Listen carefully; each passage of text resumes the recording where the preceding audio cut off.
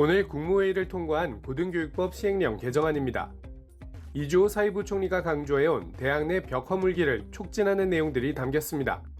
우선 대학의 학과와 학부 조직을 두는 원칙을 폐기했습니다. 학생들은 1학년부터 전공을 바꿀 수 있고 교수들의 수업 시간도 대학의 전략에 따라 자율적으로 운영됩니다. 예과 2년, 본과 4년으로 정해져 있던 의대 수업도 6년 통합과정으로 운영할 수 있습니다. 대학과 외부기관의 협력도 쉬워집니다. 여러 대학이 연합해 공동교육과정을 운영할 수 있게 되고 학점 제한도 없어집니다. 학교 밖 수업도 교육부 승인 없이 가능하도록 해 산업체나 연구기관과 협동 수업을 할 수 있게 됩니다. 학생 예비군에 대한 학습권 보장 조항을 신설해 예비군에게 불리한 처우를 할 수 없도록 했습니다. 이 밖에도 산업체 위탁 교육을 석박사 과정까지 허용하는 등 직업교육 기회를 확대합니다. 이번 조치는 총 115개 조문 가운데 40개를 뜯어고쳐 대학의 자율성을 크게 늘린 겁니다. 다만 대학이 산업 수요에 발맞추는 속도가 빨라지는 사이 대학 본연의 교육과 연구 기능은 뒷전으로 밀릴 거란 우려도 나옵니다. EBS 뉴스 황대현입니다. 무전공 제도가 본격 도입되는 건 올해 고2 학생들이 치르는 2026학년도 입시부터입니다. 당장 올해부터 확대하기엔 부작용 우려가 크고 준비 시간이 충분치 않다는 지적 때문입니다. 교육부는 우선 특정 전공 쏠림에 대비해 교원이나 공간을 주기적으로 조정하는 방안을 제시했습니다. 또 기초학문의 고사를 막기 위해 교양교육을 확대하고 다른 전공과 연계한 융합전공을 유도한다는 방침입니다. 교육부 관계자는 기초학문을 고사시키지 않으면서 모든 아이들을 위한 전공으로 거듭나도록 하는 혁신 방안이 필요하다고 덧붙였습니다. 인기학과에서 벌어질 수 있는 교수 채용난 우려에 대해선 학과 간 칸막이를 없애 교원을 배치하는 방안을 제안했습니다. 지금처럼 한 명의 교원이 한 개의 학과에 속하지 않고 관련성 있는 2개의 학과나 단과대학에 속하도록 선발하겠다는 겁니다. 하지만 대학들은 이미 재정난이 심각한 상황에서 이런 대응책을 마련할 재정이나 시간이 턱없이 부족하다고 지적합니다.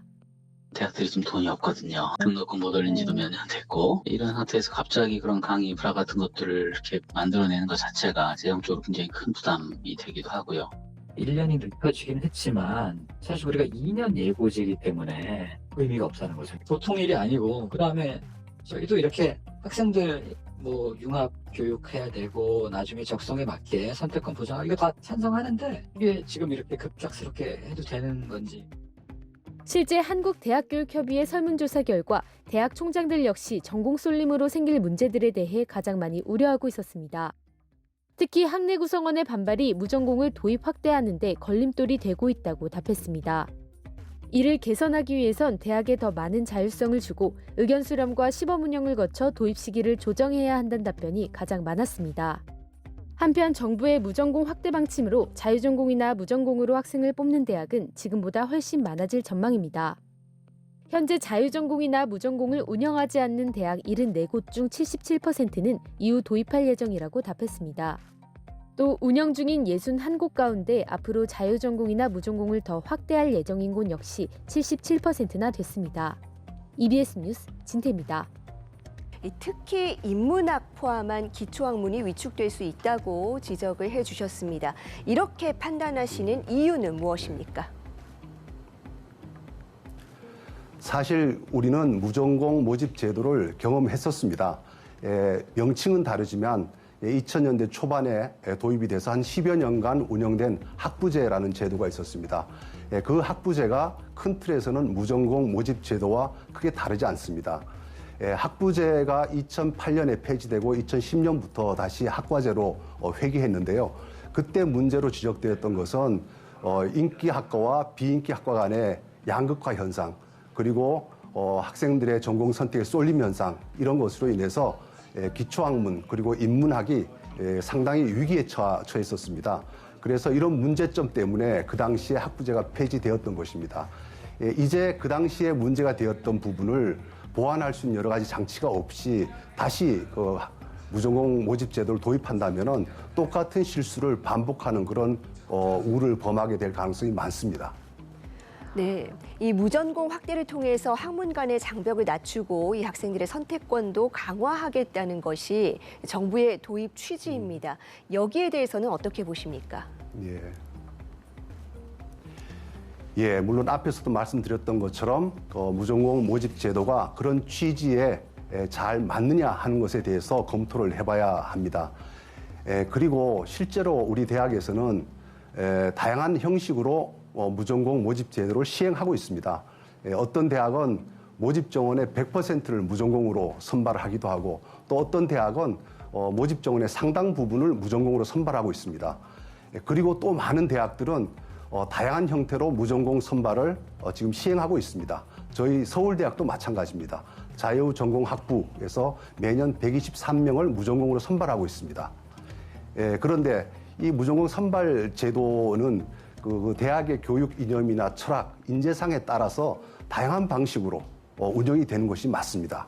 어떤 대학에서는 100% 무전공으로 학생을 선발할 수도 있고 또 어떤 대학은 그 대학의 교육 철학에 따라서 인재상에 따라서 100% 전공으로 모집할 수 있는 가능성이 열려 있어야 합니다. 그런데 교육부에서 일률적으로 특정한 퍼센티지를 지정하고 그 이상을 무전공으로 모집하라고 하는 것은 이런 대학들의 특성과 그리고 대학들의 노력을 경시하는 그런 결과라고 생각됩니다. 따라서 무전공 모집 문제에 관련해서는 대학들이 스스로 각 대학의 특성과 교육 철학에 맞게 판단해서 시행할 수 있도록 두는 것이 저는 옳다고 생각합니다. 흥미와 적성에 따라 대학 입학 후 자유롭게 전공을 선택하겠다는 취지로 지난 2009년 설치된 서울대 자유전공학부.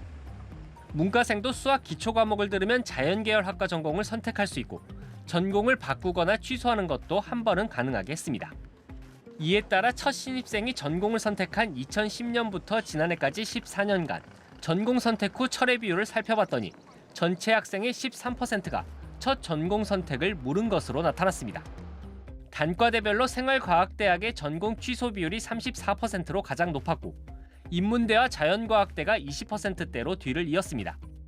취소율이 가장 낮은 곳은 경영대로 7% 학생만 전공을 철회했고 공대 역시 평균을 밑돌았습니다. 생활대와 인문대의 경우 애초에 자유전공학부 학생들의 선택 비율이 낮았는데 각각 0.7%와 7.1%로 전체 정원 대비 학생 비율보다 훨씬 낮았습니다. 정부가 추진하는 무전공 선발 확대에 특정 인기학과 쏠림 우려가 나오는 이유입니다. 실제로 최근 전국 대학 총장 대상 설문조사에서도 무전공 도입 때 가장 큰 우려사항으로 학문 편중과 전공 쏠림이 1순위로 꼽혔습니다. 담대한 혁신을 요구하고 대학 내에서 합의를 도출하기 위해서는 굉장히 어려운 과정인데 이거를 좀 속도 조절을 해줄 수 없는가 이런 의견들이 제일 많았던 것 같습니다. 지난 2022년 기준 연세대와 고려대 역시 무전공 선발 학과의 중도 탈락률이 대학별 평균치의 2배에 달하는 것으로 나타났습니다. 의대 정원 확대로 재학생의 중도 탈락률이 높아질 거란 전망이 나오는 가운데 대학들의 고심이 깊어지고 있습니다. EBS 뉴스 송성환입니다.